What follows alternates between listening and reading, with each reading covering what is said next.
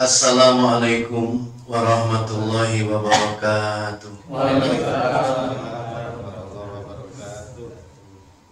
Bismillahirrahmanirrahim. Alhamdulillahirabbil alamin. Allahumma salli wa sallim ala sayyidina Muhammad wa ala alihi wa ashabihi wa man tabi'ahum bi ihsanin ila yaumil ma'ad.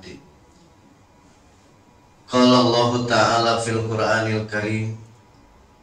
A'udzu billahi minasyaitonir rajim. Bismillahirrahmanirrahim. Ya ayyuhalladzina amanu taqullaha haqqa tuqatih wa la tamutunna illa wa antum muslimun.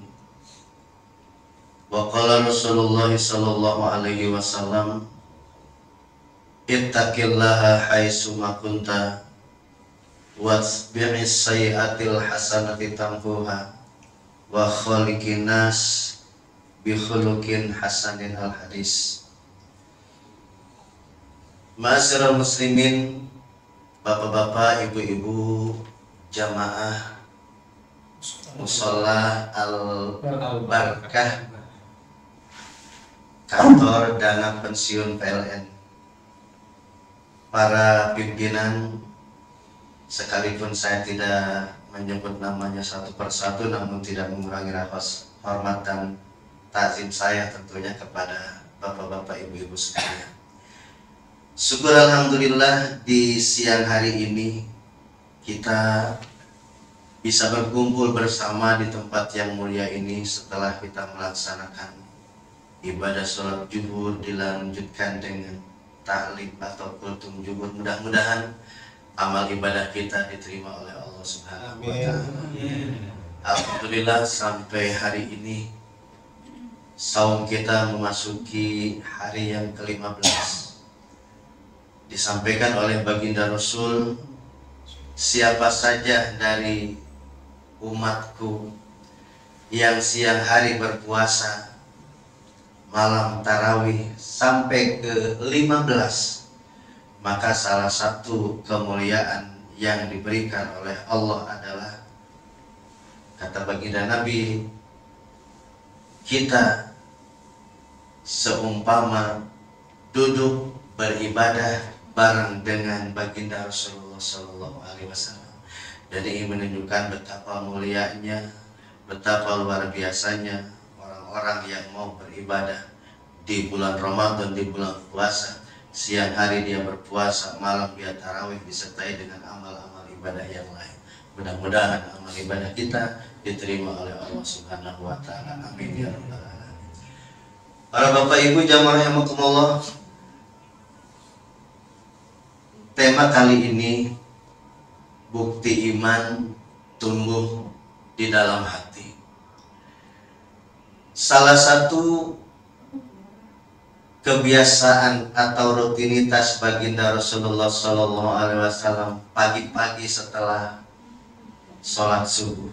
Jadi baginda Nabi itu setelah sholat subuh tidak pulang ke rumah.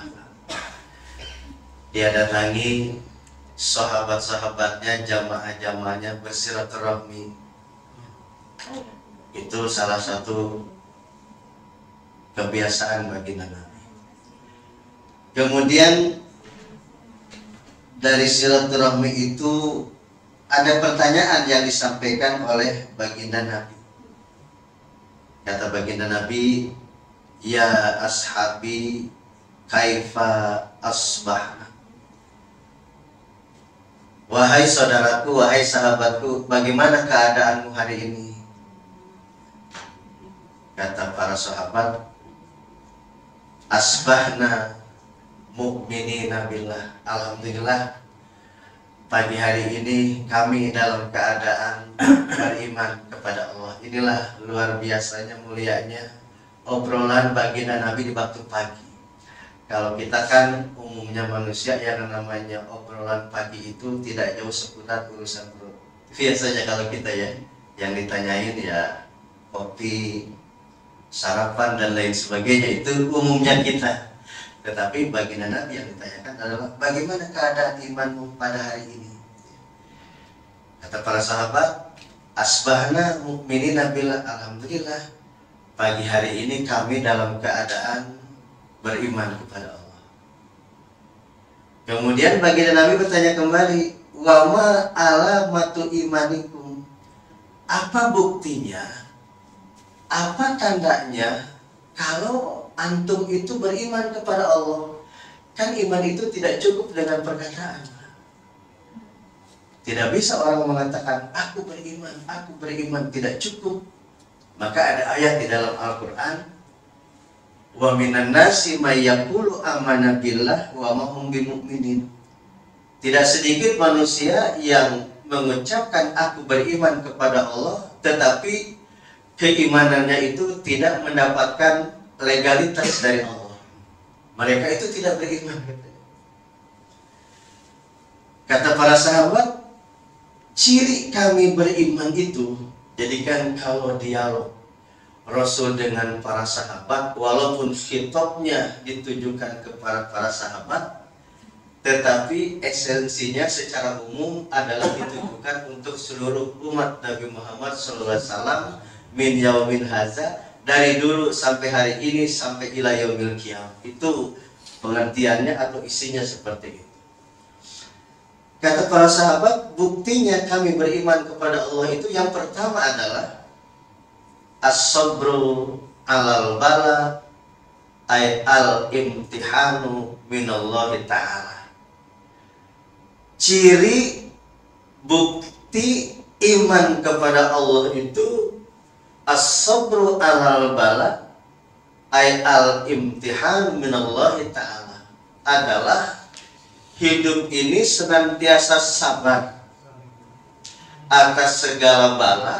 Bala itu ujian, Pak. Atas segala bala minallahi ta'ala yang Allah berikan kepada hambanya. Bapak Ibu rahimakumullah, kan ujian Allah yang diberikan kepada hambanya di dalam Al-Quran itu ada dua kategori.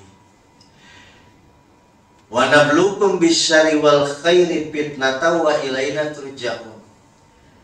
Allah memberikan ujian kepada hambanya itu dua. Yang pertama, ada ujian itu berbentuk kebaikan, ada kalanya ujian itu berbentuk ketika seseorang diberikan kemudahan rezeki, segala cita-citanya begitu mudah tergapai, keinginannya senantiasa menjadi kenyataan. Pendek kata, hidup ini segala yang diinginkan, segala yang dicita-citakan selalu menjadi kenyataan. Itu pun adalah ujian dari Allah. Tetapi ada ujian juga yang bentuknya adalah sesuatu yang tidak enak dirasakan, yang tidak diinginkan oleh pada umumnya manusia. Itu pun ujian dari Allah. Kesusahan, kesulitan, sakit dan lain sebagainya, itu pun adalah merupakan ujian dari Allah Subhanahu wa Ta'ala. Cuman kadang-kadang Bapak-bapak, Ibu-ibu rahimakumullah, manusia itu lebih kuat diuji dengan kesulitan, terkadang lemah ketika diuji dengan satu kesenangan. Itu sejarah membuktikan, Pak. Pada zaman Nabi Musa ada yang namanya Korun. Korun itu sepupunya Nabi Musa. Ketika dia hidup miskin, pagi makan, sore berpikir makan apa, dan seterusnya seperti itu. Di tengah-tengah kemiskinan, Korun itu sangat luar biasa, taatnya ibadah kepada Allah sangat luar biasa. Suatu saat datanglah Nabi Musa kepada Korun. Kata Korun, kebetulan saudaraku engkau datang. Gini aja lah, saya ini udah capek hidup susah. Cobalah doakan agar supaya hidup saya ini berubah. Saya ingin menjadi orang kaya. Kata Korun. Kata Nabi Musa, jangan, nanti nggak kuat. Kata Korun, cobalah didoakan agar supaya bisa tentram, bisa enak hidup ini. Saya tidak akan lupa kepada Allah. Itu omongan belum hasil, Pak. Didoakanlah oleh Nabi Musa. Didoakan, akhirnya Korun itu diijabah doanya Nabi Musa. Korun menjadi kaya. Singkat. Begitu jadi orang kaya, bukan bukannya makin dekat kepada Allah, maka Qarun itu menjadi hamba yang terkutuk. Bahkan Qarun dan segala apa yang dimilikinya itu oleh Allah dibinasakan. Artinya apa? Lulus ketika diuji dengan satu kesulitan, tetapi gagal ketika diuji dengan. Pada zaman Nabi Muhammad ada namanya Sa'labah dan lain sebagainya. Ujiannya pun hampir sama. Jadi intinya para bapak ibu rahimahumullah, orang yang beriman kepada Allah itu ketika diuji oleh satu kesulitan, apapun bentuk kesulitannya, dia senantiasa bersabar. Ketika hidup ini diuji dengan suatu kebaikan, maka kebaikan itu tidak menyebabkan takabur, tidak menyebabkan sombong kepada Allah Subhanahu wa ta'ala. Para bapak rahimakumullah, saya agak berpikir barangkali ini menjadi pelajaran buat kita semua. Ada satu cerita, ceritanya lucu. 3 angin berlomba-lomba. Pasti bapak-bapak semuanya tahu. Ada monyet, kata angin siapa yang bisa menjatuhkan monyet, dialah pemenangnya. Maka angin 3 ini berlomba-lomba. Angin puyuh, angin topan, dan angin sepoi-sepoi. Masing-masing untuk menjatuhkan monyet. Ditiuplah dengan angin topan. Terus monyet nggak jatuh, Pak, makin kencang dia. Ditiup dengan angin topan, makin kencang. Yang ketiga, angin sepoi-sepoi ditiup. Itu monyet tidur. Begitu tidur jatuh. Itu hidup juga kadang-kadang begitu, Pak. Tidak semua, tapi kadang-kadang. Begitu sukses, begitu susah, dia begitu harmonis keluarganya, setia dengan keluarganya. Sangat luar biasa taatnya. Begitu sukses sedikit, kadang-kadang terjadi kata di dalam rumah tangga. Itu kadang-kadang ada. Barangkali ini menjadi satu pelajaran buat kita semua. Jadi apapun yang kita hadapi saat ini, baik itu kesuksesan maupun itu kesusahan, yakinlah itu adalah merupakan satu ujian dari Allah. Dan manusia yang beriman kepada Allah itu, baik dalam keadaan senang maupun dalam keadaan susah, dia istiqomah di jalan Allah Subhanahu wa ta'ala. Jadi ini tanda ciri iman yang pertama, Pak. Jadi nggak bisa orang mengukur iman itu dengan katakan, oh dia tidak beriman karena mewah, oh dia tidak beriman karena, nggak bisa. Jadi ukurannya adalah bukan mewah atau tidak mewah, tetapi sejauh mana dia taat kepada Allah Subhanahu wa ta'ala. Itu yang satu. Para hadirin rahimakumullah, yang kedua, tanda iman itu adalah wanaskuru ala nikmatillah, orang yang pandai bersyukur kepada Allah. Ini kan yang sulit, Pak. Bersyukur kepada Allah. Syukur di dalam Al-Quran ada 2 Pak bentuknya. Ada syukur, ada syakur. Kalau syakur kita bisa temukan di dalam surat Fatir. Wa qalilum min ibadiyas syakur. Sedikit sekali hamba-hambaku yang bisa bersyukur. Apa bedanya syukur dengan syakur? Kalau kita dapat rezeki, badan sehat, anak-anak pintar, kita bersyukur kepada Allah, wajar, Pak. Istimewa tidak? Tidak. Tapi ketika hidup kita diterpa oleh satu kesulitan apapun bentuknya, kita masih bisa berterima kasih kepada Allah atas anugerah di Allah, maka itulah orang-orang yang istimewa. Bapak-bapak pulang dari kantor, dari pasar, ibu-ibu dan lain sebagainya. Di kantor bapak-bapak ada duit 200.000, di kantor ibu-ibu ada duit 200.000. Begitu sampai pasar atau baliknya sampai rumah, itu duit cuma sisa 100.000. Padahal yang 100.000 belum dibelanjain, apa jatuh atau apa. Kalau orang yang bersyukur, yang syakur, alhamdulillahirabbil alamin, ya Allah, uang hamba yang tadinya 200.000 tinggal 100.000, barangkali jatuh. Mudah-mudahan diketemukan oleh benar-benar orang yang butuh dengan uang hamba ridho, ya Allah. Itu kan enak, Pak. Kita yang ada kadang-kadang kan ngerut, Pak Jina.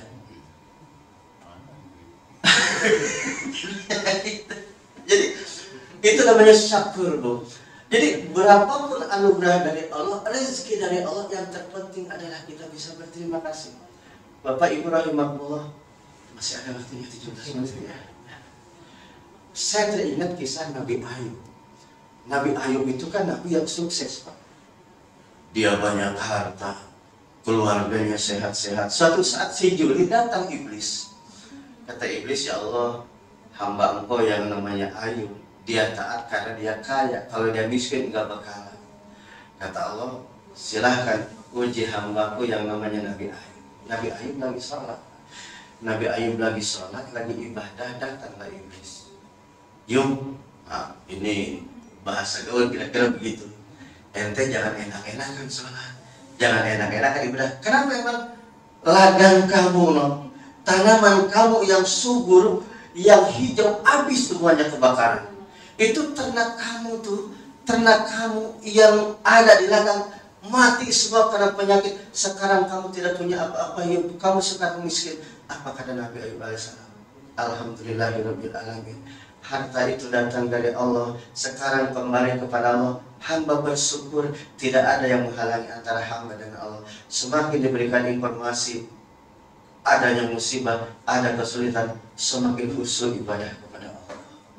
Sekarang bandingin sama kita, Pak. Kita lagi sholat di rumah jadi masjid, Pak. Jangan enak-enakan sholat, kan Pak, motor ada yang ngambil.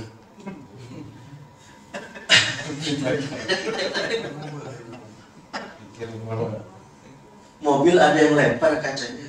Saya yakin, Pak, ya enggak semua. Kalau kita ditinggalin tempat sholat, lari keluar, Pak. Saya pernah ngalamin. Saya lagi ceramah begini nih, Ustaz, di kampung. Suatu saat ada isu, para jamaah, satu orang, wah, ada apa? Ada kebakaran, pasar kebakaran. Jamaah saya habis. Jadi jauh ya, jauh antara kita dengan mereka. Tapi sekalipun demikian, makanya para jamaah hidup ini tidak perlu kita 100% nyontoh karena para nabi, karena kita tidak akan bisa nyontoh nabi 100%. Karena nabi manusia pilihan, kita manusia biasa. 25% saja kita bisa mencontoh kehidupan nabi, selamat kita dunia akhirat. Kita nggak akan bisa mencontoh 100%. Kenapa? Karena nabi pilihan Allah, ibadahnya beda, kualitas segala-galanya beda. 25% aja kita bisa mencontoh kehidupan nabi, selamat dunia akhirat. Jadi yang kedua itu pandai bersyukur nikmat Allah Subhanahu wa ta'ala. Ibu-ibu, bapak-bapak rahimahullah.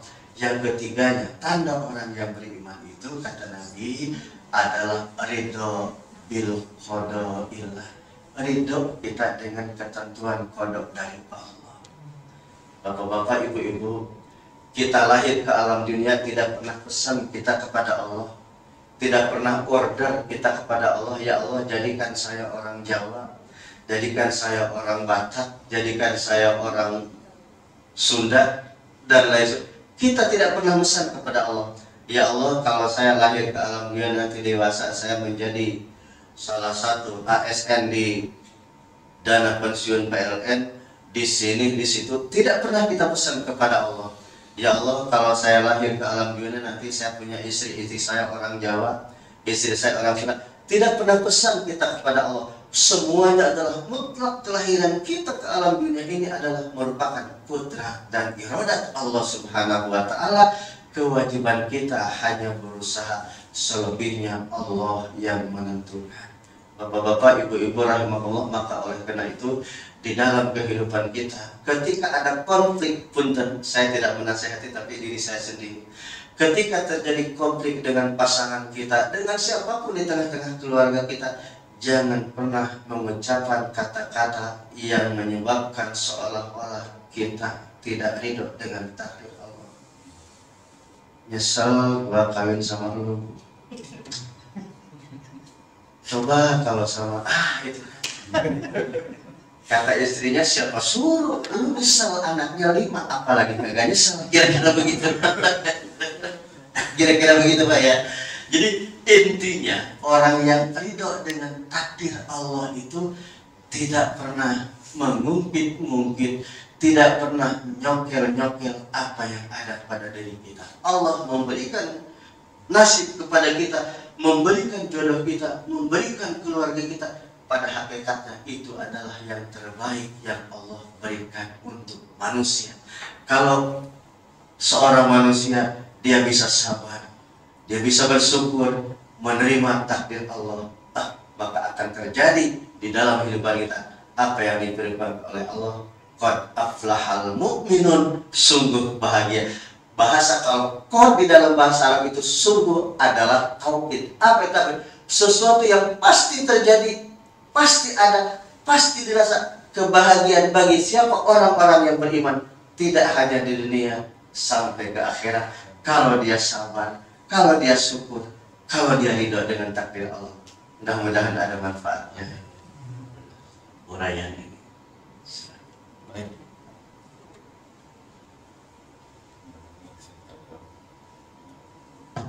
Baik, terima kasih banyak Pak Ustadz atas tausiahnya pada siang hari ini. Luar biasa, ada 3 poin yang menunjukkan bahwa seseorang yang diberikan Allah, baik cobaan, kesulitan, ataupun kesenangan dan sebagainya, kemudian selalu bersyukur kepada Allah, dan yang terakhir, yang ketiga, ridho dengan ketentuan takdir Allah. Iya, Kalau takdir itu kan sudah terjadi, betul. sudah terjadi ridho.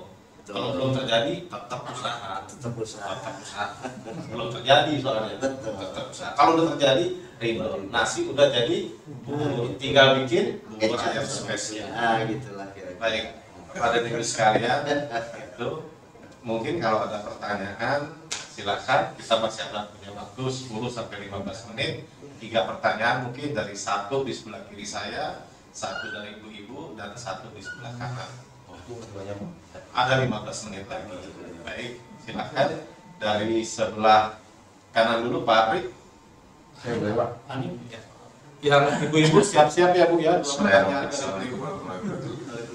Masa saya mau nanya ini, ada nggak sih umat manusia itu yang umat Nabi gitu ya, yang selalu diuji dengan kesenangan, nggak pernah diuji dengan kesusahan, dan sampai dia berakhir pun dia tetap istiqomah beriman gitu. Nah, terus kalau kita berdoa, boleh nggak kita berdoa tuh minta pada Allah kalau diuji dengan kesenangan saja gitu. Jangan dengan kesusahan. Dan tetap tetap kita lulus ujian itu, kita tetap beriman gitu. Iya. Demikian, makasih. Assalamualaikum warahmatullahi wabarakatuh. Saya juga mau nanya kayak gitu tuh Pak. Iya. Kalau bisa diuji dengan kesenangan aja, tapi lulus. Nah, Gitu ya. baik itu pertanyaannya. Pak Ustadz silakan. Iya. Ibu-ibu nanti ada 2 pertanyaan. Baik. Saya ambil 2 saja yang diuji dengan kesenangan ya. Ada hamba Allah yang diuji dengan kesenangan sangat luar biasa. Dari mulai turunan-turunan raja, kemudian dia mendapatkan kekuasaan yang sangat luar biasa. Siapa? Nabi Allah Sulaiman alaihissalam. Itu Nabi Sulaiman alaihissalam, bapaknya raja Nabi Daud. Usia 17 tahun udah diangkat jadi raja. Raja seumur hidup Nabi Sulaiman. Dan selama hidup Nabi Sulaiman itu tidak pernah miskin, Pak. Kalau kita kan namanya perhiasan emas dipakai di tangan, dipakai di kalung. Nabi Sulaiman perhiasan emas dipakai hamparan begini. Tetapi di tengah-tengah kekayaan keluar biasa Nabi Sulaiman alaihissalam, kekayaannya sangat luar biasa, Allah mengakui kesyukuran Nabi Sulaiman di dalam surat An-Naml. Ada doanya, Rabbi auzi'ni an ashkura nikmataka allati an'amta alayya wa ala walidayya wa an a'malan sholihan tardahu wa adkhilni bi rahmatika fi ibadikas sholihin. Tetap dia bersyukur kepada Allah. Ini sangat luar biasa. Yang kedua, pada zaman Nabi Isa alaihissalam di dalam surat Yasin ada. Itu pada ayat wajah amin aqsal madinatir rajulu yas'a, hafal ya Bu ya, dan seterusnya. Di sana di dalam tafsirnya dijelaskan itu mengisahkan tentang seorang laki-laki pada zaman Nabi Isa alaihissalam. Ada seorang laki-laki pengusaha kaya sukses sangat luar biasa, namanya Habib Najjar. Nanti barangkali bisa dilihat secara jelasnya. Habib Najjar itu dia seorang pengusaha. Najjar itu tukang kayu, Pak. Jadi ya pengusaha furniture lah kalau zaman sekarang, kira-kira begitu analognya. Kayaknya luar biasa, Pak. Dia diuji oleh Allah dengan satu kekayaan, tapi dengan ujian kekayaan yang sangat berat, syukurnya juga sangat luar biasa. Sampai syukurnya Habib Najjar itu begini, Pak. Barangkali kita tidak bisa mencontoh, paling tidak kita bisa merenung. Habib Najjar itu kalau satu hari misalnya dia dapat untung 1 juta, dia dapat untung 1 juta, kebutuhan dia di rumah tangga ini cuma 200.000 misal, anak sekolah dan lain sebagainya semuanya cuma 200.000, dia butuhnya itu. Yang 200.000 dia ambil, yang 800.000 dia sedekahkan. Bentuk syukur. Saya yakin Pak kita nggak bisa begini. Kadang-kadang punya uang misalnya 1 juta, keluar 100.000 di kotak masjid, itu udah segitu aja kira-kira gitu ya, ya gitu. Itu yang selalu diuji dengan khusus. Ada yang diuji dengan selalu diuji dengan kemiskinan. Siapa? Ada Nabi Isa, ada Nabi Ayub. Tetapi di tengah-tengah kemiskinan mereka benar-benar menjadi hamba-hamba Allah yang sangat tekun ibadah kepada Allah. Jadi Al-Quran memberikan contoh manusia mandal apapun ada. Tinggal kita mengambil ibrah, mengambil contoh. Kita ada di posisi yang mana. Kalau kita kan turun naik Pak. Kadang-kadang kita diuji dengan kesusahan, kadang-kadang diuji dengan kesenangan. Kita berharap dalam posisi manapun kita hidup, mudah-mudahan senantiasa menjadi abdan syakur. Amin.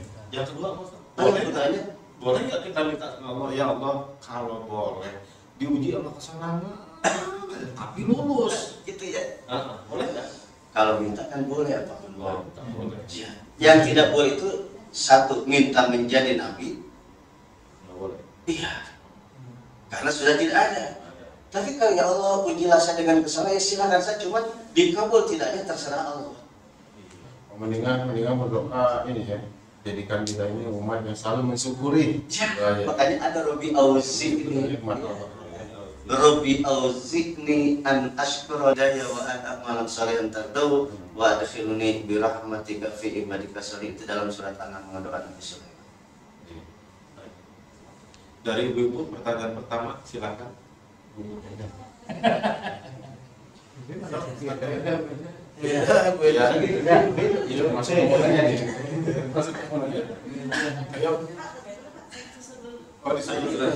Dari sebelah kiri Kang Cecep dari tadi udah mau nanya Pak. Pak Is dulu. Pasti itu lagi.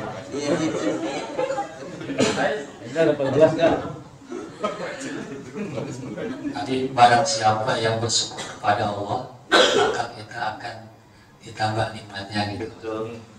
Nah, syakaratum la azidannakum wa la in kafartum inna adzabi lasyadid. Pertanyaannya, kalau kita bersyukur atas nikmat Allah, punya anak gitu bersyukur, nanti akan ditambahkan tentang masa.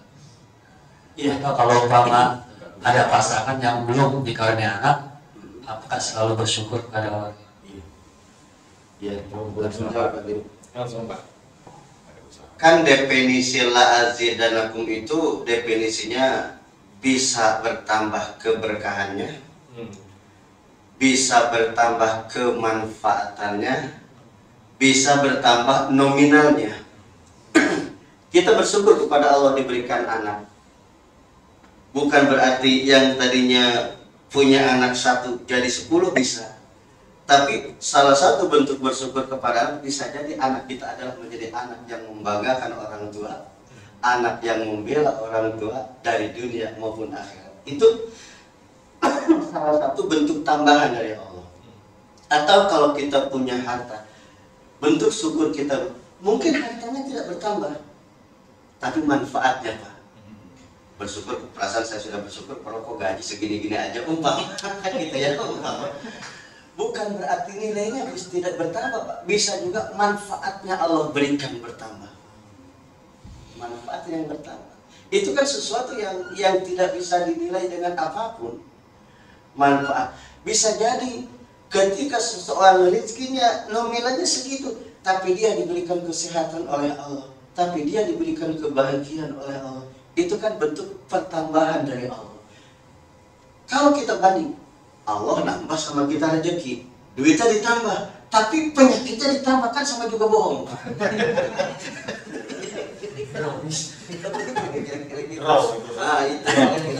Baik. Jadi seperti itulah. Baik. Dari Mbak Enda, silakan Mbak Enda. Ada 14 pertanyaan dari saya. Langsung aja nomor 14 kan. Langsung nomor 14. Saya udah nyiapin 23 Pak. Judi online. Kemarin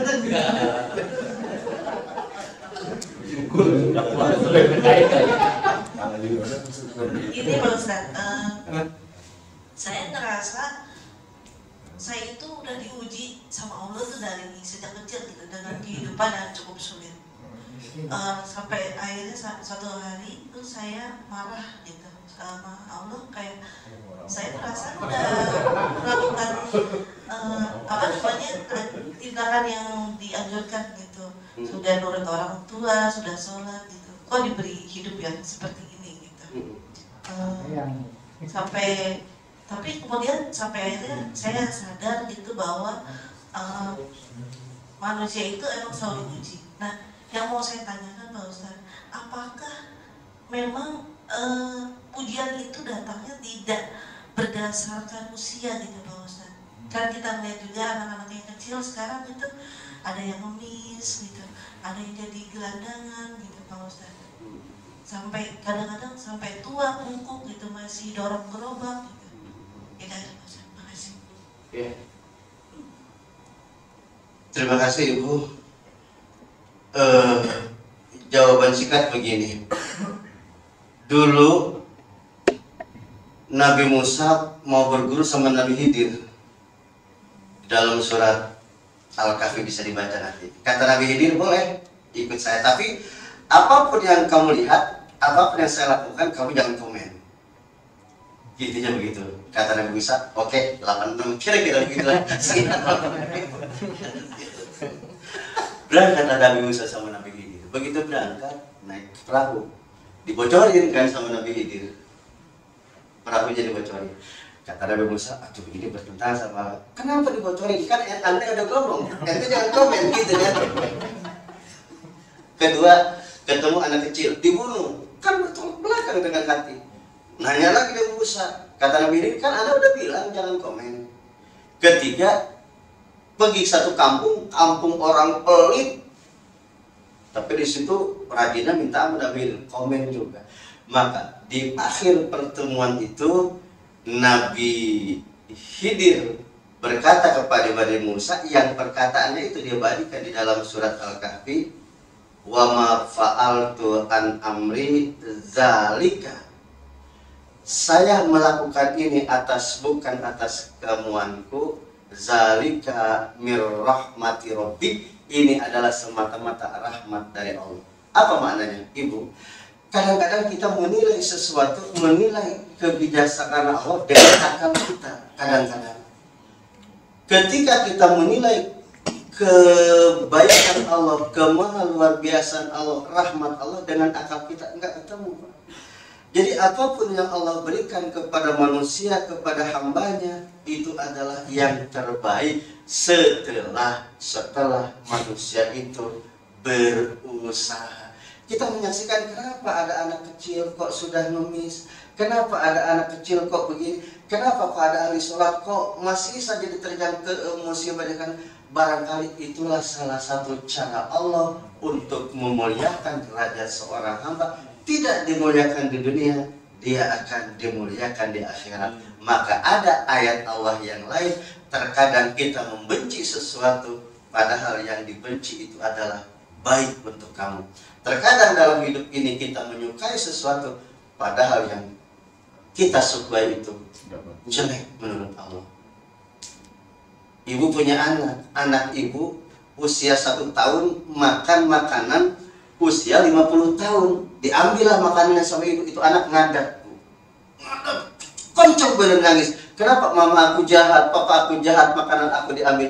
Padahal ketika ibu ngambil yang dipegang anak itu, karena kita tahu seorang ibu bahwa anak ini belum layak untuk makan makanan seperti ini. Lebihnya bisa ibu jabarkan nanti, Bu. Gitu kira-kira ya. Jadi apapun yang diberikan Allah adalah yang terbaik. Mudah-mudahan ada manfaatnya Ibu. Lebihnya bisa lihat di dalam surat Al-Kahfi. Nanti bisa direnungi. Insya Allah ketemu jawaban ibu yang tanyakan itu dengan ibu sendiri.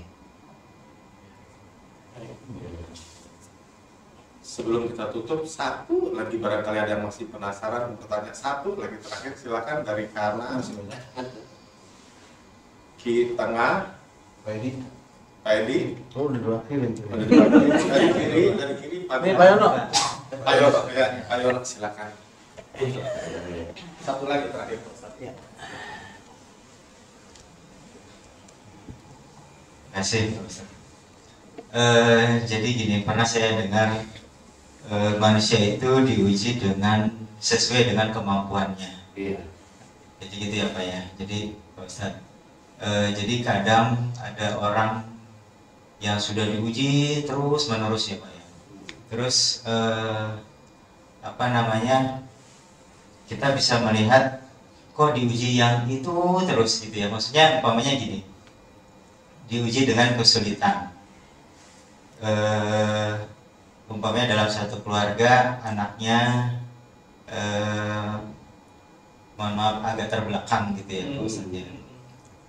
Anaknya agak terbelakang, terus diuji dengan seperti itu, terus di dalam keluarga umpamanya suaminya menceraikan istrinya dan bertubi-tubi lah seperti itu. Nah, di dalam apa yang tadi yang pertama saya sampaikan bahwa manusia itu diuji sesuai dengan kemampuannya.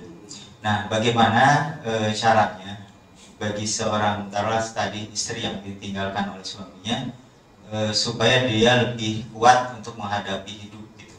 Karena terus terang Pak, kalau dengan kondisi seperti itu gitu ya, akhirnya istrinya untuk mencari nafkah sendiri, terus menghidupi anaknya yang terbelakang, itu kita bisa merasakannya udah berat sekali gitu Pak Ustaz. Nah itu bagaimana caranya supaya istri tadi itu lebih yakin dan lebih kuat untuk menghadapi hidup. Itu Pak Ustaz. Terima kasih. Terima kasih. La yukallifullahu nafsan illa wus'aha. Allah tidak memberikan ujian kepada manusia melebihi batas kemampuannya. Ketika seorang istri ditinggal oleh suami, kemudian juga punya kewajiban yang tadi disebutkan, bagaimana mengatasi? Pertama, lakukan dulu langkah-langkah yang sesuai dengan aturan Islam. Kan suami itu nggak bisa Pak, ninggalin istri semaunya, nggak bisa, ada aturan-aturan yang perlu dipenuhi. Itu dulu dilakukan, kemudian selebihnya adalah dia berdoa dan bersabar atas apa yang diberikan oleh Allah. Mudah-mudahan ketika dia bersabar, ketika berdoa, ada jalan keluar yang akan Allah berikan terbaik untuk dirinya dan untuk anaknya. Usaha dulu yang harus ada. Usaha yang pertama adalah sadarkan suaminya bahwa dia adalah punya tanggung jawab. Nggak bisa orang, ini ujian, diem aja. Nggak bisa. Lakukan dulu sesuatu sesuai dengan syariat Islam, selebihnya baru diserahkan kepada Allah. Singkatnya seperti itulah. Walaupun kalau diurai nanti panjang sekali. Intinya seperti itu, Bapak. Ujian itu ada akhirnya, Pak. Iya. Ujian dari awal itu pasti akan ada akhirnya ya, Pak. Ujian dari awal ke ibu-ibu itu nih. Walaupun Allah tidak menyebutkan ujian itu ada akhirnya, tetapi ujian itu pasti berakhir. Iya, makanya itu pasti berakhir kan. Akhirnya. Pasti berakhir. Cuman kan kapannya itu Kita nggak tahu. kita tahu. Semakin lama diuji, maka manusia itu kan bernilai. Gitu ya. Emas itu kan sebelum dia berharga dibanting dulu, bakar dulu. Semakin lama dibakar, semakin lama dibanting, nilainya akan semakin tinggi. Gitu. Manusia semakin banyak ujiannya, nilainya pun insya Allah akan semakin tinggi di hadapan Allah. Terima kasih banyak Pak Ustadz, Bapak dan Ibu sekalian. Alhamdulillah sesuai rencana pas jam 1. Terima kasih banyak Pak Ustadz, terima kasih teman-teman. Mari sama-sama kita ucapkan kafaratul majlis. Subhanallah wa bihamdika, asyhadu an la ilaha illa anta, astaghfiruka wa atubu ilaik. Assalamualaikum warahmatullahi wabarakatuh.